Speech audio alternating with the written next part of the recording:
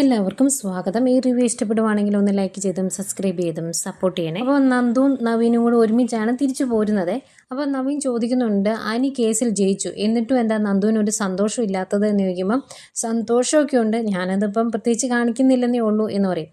അത് കഴിഞ്ഞ് നവീൻ പറയുവാണ്, നമുക്ക് ഇനി അവന് വേണ്ടി ഒരു പെണ്ണിനെ കണ്ടെത്തണ്ടേ, അവനിപ്പോൾ ഫ്രീ ആണ്, അതുകൊണ്ട് ഒരു നല്ല പെൺകൊച്ചിനെ കണ്ടുപിടിച്ച് അവൻ്റെ വിവാഹം നടത്തണം എന്ന് പറയുമ്പം നന്ദു പറയും, അതൊക്കെ നവീനേട്ടൻ ചെയ്താൽ മതി, ഞാനായിട്ട് അതിൻ്റെ അകത്ത് ഇടപെടുന്നില്ല എന്ന്.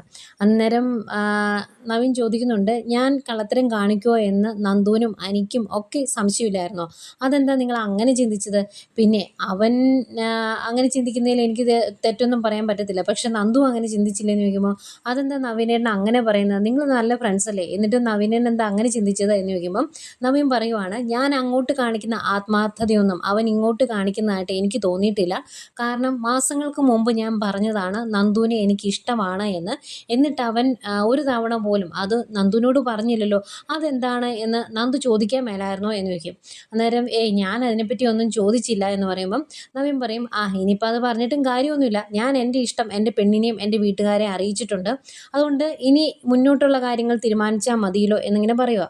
എന്നിട്ട് പറയുന്നുണ്ട്, ഞാൻ അനിയയുടെ വിവാഹമോചനം നേടിക്കൊടുത്തപ്പം അവൻ എനിക്കൊരു വാക്ക് തന്നു, നമ്മളുടെ വിവാഹം നടത്തി തരാമെന്ന്. അതായത് എൻ്റെ അമ്മയ്ക്ക് ഇഷ്ടമല്ലെങ്കിൽ പോലും അതൊക്കെ ഒന്ന് മറികടന്ന് വിവാഹം നടത്താൻ അവനും സഹായിക്കുമായിരിക്കും എന്നൊക്കെ പറയുമ്പം നന്ദു ചോദിക്കുന്നുണ്ട്, ഈ കാര്യങ്ങളൊന്നും നവീനേൻ്റെ അമ്മയ്ക്ക് അറിയത്തില്ലല്ലോ, അമ്മ ഈ വിവാഹത്തെ എതിർത്താൽ നമുക്കിതുമായിട്ട് മുന്നോട്ട് പോകാൻ പറ്റില്ലല്ലോ എന്ന്. അന്നേരം നവീൻ പറയുന്നുണ്ട്, അമ്മ എതിർത്താലും അമ്മയെ സമ്മതിപ്പിക്കണം, അതിനുള്ള കാര്യങ്ങളൊക്കെ നമ്മൾ ചെയ്യണം, നിങ്ങളും കൂടണം എന്നൊക്കെ പറയുവാണ്. അന്നേരം ആകെ വിഷമമാണ് നന്ദുവിനെ. അന്നേരം നവീൻ ഇങ്ങനെ മനസ്സിലോർക്കുക, നിൻ്റെ നെഞ്ചിടിപ്പ് എനിക്ക് ഇവിടെ കേൾക്കാം, പക്ഷേ ഇനി പെട്ടെന്നൊന്നും അനിയെ എനിക്ക് ഇഷ്ടമാണ് എന്ന് നിൻ്റെ നാവുകൊണ്ട് ഞാൻ പറയിപ്പിക്കുകയില്ല, രണ്ടെണ്ണത്തിന് നന്നായിട്ട് ഞാൻ ടെൻഷൻ എടുപ്പിക്കും, എന്നിട്ടേ ഞാൻ ഈ കാര്യങ്ങളെല്ലാം അറിഞ്ഞത് നിങ്ങൾ അറിയുള്ളൂ എന്നിങ്ങനെ നവീൻ മനസ്സിലോർക്കുന്നുണ്ട്. പിന്നെ കാണിക്കുന്നത് മുത്തശ്ശനെയും മുത്തശ്ശിയാണ്. രണ്ടുപേരുടെ കോടതിയിൽ എന്തായി എന്നറിയാതെ ഇങ്ങനെ ടെൻഷൻ അടിച്ചിരിക്കുന്നു. അന്നേരം മുത്തശ്ശൻ പറയുന്നുണ്ട്, എന്തായാലും കോടതി ജയിലിലേക്കൊന്നും അയക്കില്ലല്ലോ അനിയെ, അതുകൊണ്ട് താൻ വിഷമിക്കണ്ട എന്ന് മുത്തശ്ശിയോട് പറയുക. അപ്പോഴത്തേക്കും ദേവയാനി അങ്ങോട്ട് വന്നുണ്ട്. ദേവയാനി പറയുന്നുണ്ട്, ഇന്നത്തെ ദിവസം കൊണ്ട് ഈ കാര്യങ്ങളൊക്കെ ഒന്ന് സോൾവ് ആയാൽ മതിയായിരുന്നു, അവൻ ആകെ ടെൻഷനിലാണ് ഇവിടുന്ന് പോയേക്കുന്നത് എന്ന് പറയുമ്പം മുത്തശ്ശൻ പറയുന്നുണ്ട്, അവൻ ഇപ്പോൾ കാണിക്കുന്ന തൻ്റെ ഇടം അനാമികമായിട്ടുള്ള വിവാഹത്തിന് മുമ്പ് കാണിക്കുമായിരുന്നെങ്കിൽ നമുക്ക് അവൻ്റെ വിവാഹം നടത്തി കൊടുക്കായിരുന്നു എന്ന്. ഇങ്ങനെയൊന്നും അല്ലാട്ടോ അന്ന് ഇവരുടെയൊക്കെ സ്വഭാവം എന്നിട്ടാണ് ഇപ്പോൾ ഇങ്ങനെ പറയുന്നത്. ഏതായാലും ദേവേനെ പറയുന്നുണ്ട്, അച്ഛാ അന്ന് എനിക്ക് നയനിയോ നയനയുടെ വീട്ടുകാരെയോ ഒന്നും ഇഷ്ടമല്ലായിരുന്നു, അപ്പോൾ ഇങ്ങനൊരു കാര്യം പറഞ്ഞാൽ ഞാനും അവനെ എതിർക്കില്ലേ, അതുകൊണ്ടായിരിക്കും അവൻ പറയാതിരുന്നത്, ഇപ്പോൾ അങ്ങനെയല്ലല്ലോ കാര്യങ്ങൾ എന്ന് പറയുന്നുണ്ട്. ഏതായാലും ഇവരിങ്ങനെ സംസാരിച്ചുകൊണ്ട് നിൽക്കുന്നതേക്കും അങ്ങോട്ടേക്ക് അനി വരുന്നുണ്ട്. അനി കയറി വരുന്നതേക്കും ആകാംക്ഷയുടെ അകത്തുനിന്ന് നയനയും ആദർശവും എല്ലാവരും വരുന്നുണ്ട്. എന്നിട്ട് മുത്തശ്ശൻ ഇങ്ങനെ അനിയുടെ മുഖം കാണുമ്പോൾ ഒരു സംശയം, എന്താടാ കേസ് ജയിച്ചില്ലേ, എന്തെങ്കിലും പ്രശ്നമുണ്ടോ എന്ന് ചോദിക്കുവാണ്. അന്നേരം ഇല്ല, ഏതായാലും ആ ഒരു ടെൻഷൻ നമ്മുടെ തലയിൽ നിന്ന് ഒഴിവായി, വിവാഹമോചനം കിട്ടി എന്ന് പറയുമ്പോൾ കേസ് അവസാനിപ്പിച്ചു, കേസ് വിജയിച്ചിട്ടാണോ വന്നത്, എന്നിട്ടെന്താ നിൻ്റെ മുഖത്തൊരു തെളിച്ചില്ലാത്തത് എന്ന് ചോദിക്കുമ്പോൾ ഒന്നുമില്ല, അവൻ കോടതിയിൽ നല്ല രീതിയിൽ പെർഫോം ചെയ്തു, പക്ഷേ ഇനിയും ഉണ്ടല്ലോ ടെൻഷൻ എന്നിങ്ങനെ പറയുക. അന്നേരം മുത്തശ്ശൻ ചോദിക്കുന്നുണ്ട്, നിനക്ക് എന്താ നവീനെ പെട്ടെന്ന് വിശ്വാസം ഇല്ലാതായത്, എന്തെങ്കിലും പ്രശ്നമുണ്ടോ എന്ന് ചോദിക്കുന്നു. അന്നേരം അനി പറയുന്നുണ്ട്, വേറെ ഒന്നും കൊണ്ടുമല്ല, അവനിപ്പം വിവാഹം ആലോചിക്കുന്നത് നന്ദുവിനെയല്ലേ, അതിൻ്റെ ഒരു ടെൻഷനാണ് എന്നൊക്കെ പറയുന്നുണ്ട്. അത് കഴിഞ്ഞ് നയനോട് അനി പറയും, ഏട്ടത്തി എൻ്റെ കൂടെ ഒന്ന് വരാവോ എന്ന്. അന്നേരം മടിച്ചു നിൽക്കുമ്പോൾ ഒന്നിങ്ങ് വാ ഏട്ടത്തി എന്ന് പറഞ്ഞാണ് നയനെ വിളിച്ചുകൊണ്ട് അനി പുറത്തേക്ക് പോകുന്നത്. അന്നേരം എന്താടാ എന്തെങ്കിലും പ്രശ്നം കാണുമോ എന്ന് ദേവയാനി ആദർശനോട് ചോദിക്കുമ്പം മിക്കവാറും വിവാഹമോചനം നേടിക്കൊടുത്തതിന് ശേഷം നന്ദുവും നവീനും തമ്മിലുള്ള വിവാഹം നടത്താൻ സഹായിക്കണം എന്ന് നവീൻ പറഞ്ഞു കാണും, അതിൻ്റെ ടെൻഷൻ ആയിരിക്കും അവന് എന്നിങ്ങനെ ആദർശ് പറയുന്നുണ്ട്. അന്നേരം മുത്തശ്ശൻ പറയുവാണ്, അങ്ങനെ നവീൻ ആവശ്യപ്പെട്ടാൽ നമുക്ക് എന്തെങ്കിലും ചെയ്യാൻ പറ്റുമോ, അവനോട് നന്ദികേട് കാണിക്കാൻ പറ്റുമോ എന്നൊക്കെ അവർ ചോദിക്കുന്നുണ്ട്. ഏതായാലും പുറത്ത് പോയിട്ടും അനി സംസാരിക്കുന്നത് ഇത് തന്നെയാണ്. അനി പറയുന്നുണ്ട്, ആരൊക്കെ ഞങ്ങളുടെ വിവാഹത്തെ എതിർത്താലും ഏട്ടനും ഏട്ടത്തെയും കൂടെ നിൽക്കണമെന്ന്. അന്നേരം നയന പറയുന്നുണ്ട്, നിങ്ങളുടെ കൂടെ നിൽക്കാൻ ഞങ്ങൾക്ക് സമ്മതമാണ്, പക്ഷേ ഓപ്പോസിറ്റ് നവീനായതാണ് പ്രശ്നം, പിന്നെ ഈ കാര്യങ്ങൾ പറഞ്ഞുകൊണ്ട് എനിക്ക് എൻ്റെ വീട്ടിലോട്ട് ചെല്ലാൻ പറ്റത്തില്ല, നന്ദുവിന് നല്ലൊരു വിവാഹാലോചന വരുന്നതിന് മുമ്പേ അനിയുടെ കാര്യം അവിടെ പറയാൻ പറ്റത്തില്ല, ഇപ്പം നവീൻ വിവാഹം ആലോചിച്ചതിന് ശേഷം ഞങ്ങൾ എങ്ങനെ അനിയുടെ കാര്യം അവിടെ പറയും, അത് എനിക്ക് തന്നെ ചിന്തിച്ചാൽ അറിയാവുന്നതല്ലേ ഉള്ളൂ, അതുകൊണ്ട് അതൊരു വലിയ പ്രശ്നമാണ് എന്ന് പറയുന്നു. അന്നേരം അനി പറയുന്നുണ്ട്, ഞങ്ങൾ തമ്മിൽ ഇഷ്ടമാണ് എന്ന് അവൻ അറിഞ്ഞു കഴിഞ്ഞാൽ അവൻ ഇതിൽ നിന്ന് പിന്മാറുമായിരിക്കുമെന്ന്. അന്നേരം അന്നേരം നയന പറയുവാണേ നവീന് വർഷങ്ങൾക്ക് മുമ്പേ നന്ദുവിനെ ഇഷ്ടമാണ്, പിന്നെ അത് സീരിയസ് ആയത് ഇപ്പോഴാന്നേ ഉള്ളൂ. അന്നേ നവീൻ നന്ദുവിനോട് ഇതൊക്കെ പറഞ്ഞായിരുന്നെങ്കിൽ എനിക്ക് നന്ദുവിനെ കിട്ടില്ലായിരുന്നല്ലോ, അതും അനി ചിന്തിക്കണമെന്ന്. അന്നേരം അനി പറയുന്നുണ്ട് അവർ തമ്മിൽ ഇഷ്ടമായിരുന്നെങ്കിൽ ഞാൻ ഇങ്ങനെ ഒരു ആഗ്രഹം എൻ്റെ മനസ്സിൽ കൊണ്ട് നടക്കില്ലായിരുന്നല്ലോ, അന്നേരം ഇങ്ങനെ ഒരു സിറ്റുവേഷൻ ഇല്ലല്ലോ എന്ന് പറയുന്നുണ്ട്. ഏതായാലും ലാസ്റ്റ് നയന പറയുന്നുണ്ട് എന്തായാലും ഞങ്ങൾ അനിയുടെ കൂടെ തന്നെ നിൽക്കാം, പിന്നെ ഇതിനിടയ്ക്ക് ഒരുപാട് പ്രതിസന്ധികളുണ്ട്, അതൊക്കെ മാറ്റാൻ എന്താ ചെയ്യേണ്ടതെന്ന് ആലോചിക്കാം, നമ്മളിപ്പോൾ കൊണ്ട് പറ്റുന്നതൊക്കെ നമുക്ക് ചെയ്യാം എന്നൊക്കെ പറഞ്ഞിട്ട് നയനകത്തേക്ക് പോകുന്നു. പിന്നെ കാണിക്കുന്നത് രേവതിയാണ്. രേവതി കോടതിയിൽ നിന്ന് വേണുവും അനാമികയും വരാൻ വേണ്ടി നോക്കിയിരിക്കുവാണ്. അവർ വന്നു കഴിയുമ്പോഴേ ചോദിക്കും എന്തായി, കേസ് ജയിച്ചോ എന്ന്. അന്നേരം വേണു പറയും അതെ കേസ് ജയിച്ചു, ഒരു 5 കോടി തരാമെന്ന് പറഞ്ഞിട്ടുണ്ട് എന്ന്. അന്നേരം ഭയങ്കര സന്തോഷമാണ് രേവതിക്ക്. സത്യമായിട്ടും എന്ന് ചോദിക്കും. എന്നിട്ട് ഇതെന്താ ഇത്രയൊക്കെ സംഭവിച്ചിട്ട് ഇവളുടെ മുഖത്ത് ഒരു സന്തോഷം ഇല്ലാത്തത് എന്ന് ചോദിക്കുക അനാമികയുടെ മുഖത്ത്. അന്നേരം എങ്കിൽ ആ കാര്യം ഞാനങ്ങ് പറഞ്ഞേക്കാം, 5 കോടി കിട്ടും എന്ന് ഞാൻ പറഞ്ഞില്ല, അത് നിൻ്റെ എപ്പോഴത്തെ ഒരു സ്വപ്നമല്ലേ, അത് സ്വപ്നമായി തന്നെ ഇരിക്കുകയുള്ളൂ, കേസ് തോറ്റു, ഒന്നും കിട്ടത്തില്ല എന്ന് പറയും. അന്നേരം ഒന്നും കിട്ടിയല്ലേ എന്ന് ചോദിക്കുമ്പോൾ അനാമിക അതെ ഒന്നും കിട്ടിയില്ല, ഒരു നഷ്ടപരിഹാരവും തരാതെ തന്നെ അവർ കേസ് അവസാനിപ്പിച്ചു എന്ന് പറഞ്ഞിട്ട് അകത്തേക്ക് പോകുന്നു. അന്നേരം ഇത് എന്നതായി വേണുവായിട്ട് ഈ കേൾക്കുന്നത്, ഇനി നമ്മൾ എങ്ങനെ ജീവിക്കും, ഇനി ഈ കടമൊക്കെ നമ്മൾ എങ്ങനെ വീട്ടും എന്നിങ്ങനെ ചോദിക്കുമ്പോൾ വേണു പറയുവാണ് ജോർജ് വക്കീലിന് പൈസ കൊടുത്ത് കേസ് നടത്തിയത് വെറുതെ മിച്ചമായി, അതും കടമായി, ഇനി ഈ കടമൊക്കെ എങ്ങനെ വീട്ടുമോ എന്ന് എനിക്കറിയത്തില്ല, ഇനി ഒരൊറ്റ മാർഗ്ഗമേ നമ്മുടെ മുന്നിലുള്ളൂ, ഉള്ള സ്വർണ്ണമൊക്കെ വിറ്റിട്ട് ഇവിടുന്ന് രാമാനം നാട് വിട്ടു പോകണം, എന്നിട്ട് ആരും അറിയാത്തൊരു നാട്ടിൽ പോയി ഒരു വലിയ വീടൊക്കെ വാടകയ്ക്കെടുത്ത് അവിടെ കുറച്ച് നാൾ ജീവിക്കാം, പുതിയ സ്ഥലമായതുകൊണ്ട് ആൾക്കാരെ പറ്റിക്കാനും എളുപ്പമാണ്.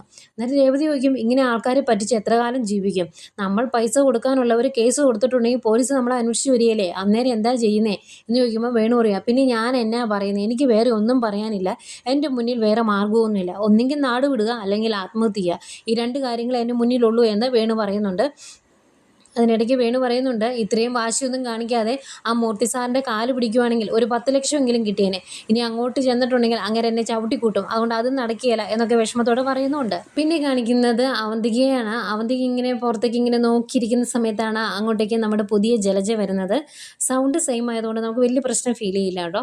ഏതായാലും വന്നു കഴിയുന്നത് ഭയങ്കര സന്തോഷത്തോടെ പറയുവാണ് മോളെ അനാമികയും അനിയും തമ്മിലുള്ള വിവാഹമോചനം കിട്ടി, ഇനി നമ്മൾ രക്ഷപ്പെട്ടു എന്ന് പറയുമ്പോൾ അതെന്താ അമ്മ അങ്ങനെ പറഞ്ഞത് എന്ന് ചോദിക്കും. അന്നേരം പറയുന്നുണ്ട് ഇനി മോളുടെ വിവാഹ നിശ്ചയം നടത്താൻ വേണ്ടി നമുക്ക് മുത്തശ്ശനോട് പറയാലോ എന്ന് പറയുമ്പോൾ അങ്ങനെ പറഞ്ഞാലും നടക്കുമോ എന്ന് ചോദിക്കുക. അത് നമുക്ക് നേരിട്ട് ചോദിക്കാൻ നീങ്ങുക എന്ന് പറഞ്ഞ് രണ്ടുപേരുടെ മുത്തശ്ശിയുടെ അടുത്തോട്ട് ചെല്ലുന്നു. എന്നിട്ട് ജലജ പറയുന്നുണ്ട് അനിയുടെ വിവാഹമോചനമൊക്കെ കിട്ടി, ഇനി വേറെ തടസ്സങ്ങളൊന്നുമില്ല, നമുക്ക് മക്കളുടെ വിവാഹ നിശ്ചയം നടത്തിയാലോ എന്ന്.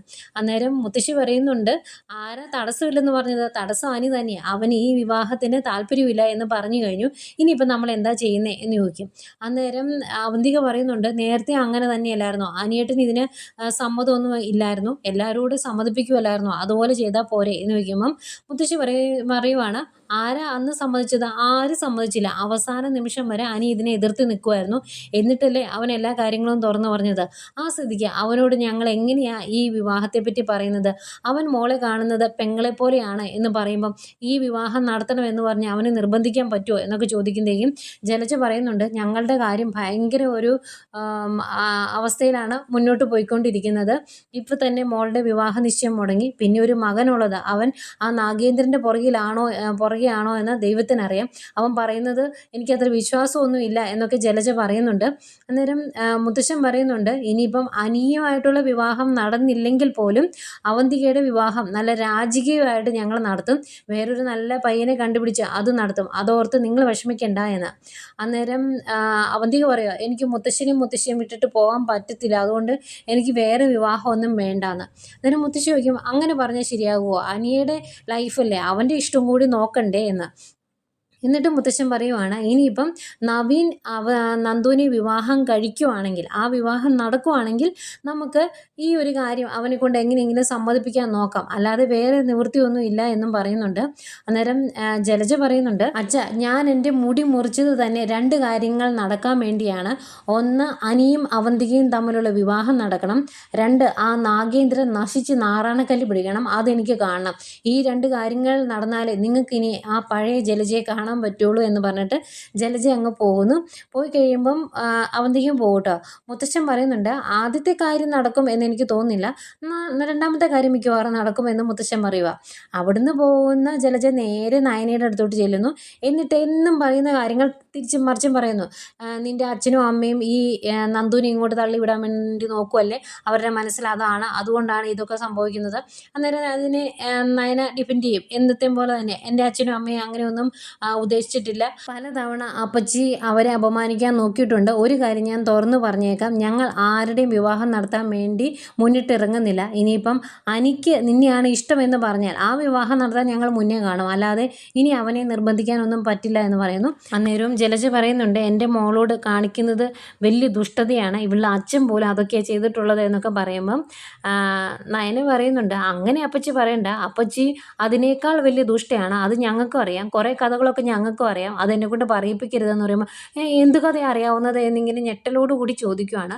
അന്നേരം നയന പറയുന്നുണ്ട് പല കാര്യങ്ങളും എനിക്കറിയാം, അതൊന്നും എന്നെക്കൊണ്ട് പറയിപ്പിക്കരുത്, അപ്പച്ചിക്ക് 2 മക്കളല്ല ഉള്ളത് 3 മക്കളാണ് എന്ന് പറയുന്നു. അത് കേട്ടിങ്ങനെ അന്തം വിട്ട് നിൽക്കുന്ന ജലജയും കാണിച്ചുകൊണ്ട് ഇന്നത്തെ കഥ തീരുന്നു.